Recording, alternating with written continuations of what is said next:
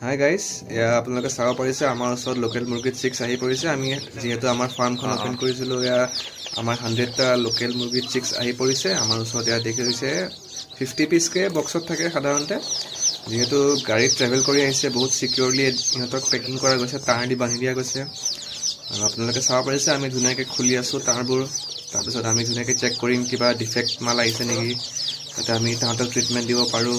আৰু আপোনালোকে চাব পাৰিছে কি ধুনীয়া কণ্ডিশ্যন আহিছে।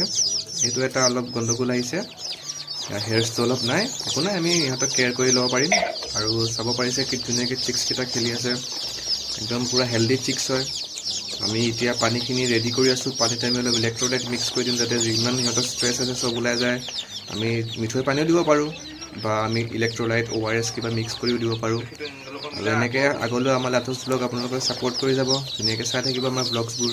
আৰু আমি আগলৈও এনেকৈ ধুনীয়াকৈ লাটুছ ব্লগত চব দেখাই যাম। ডেইলি হিচাপত আমি যি কৰোঁ, যি মেডিচিন দিওঁ, কেনেকৈ আমি কেয়াৰ কৰি আছোঁ, কি কৰি আছোঁ, আপোনালোকক চব দেখাই যাম। আপোনালোকে আমাক ছাপোৰ্ট কৰি যাব।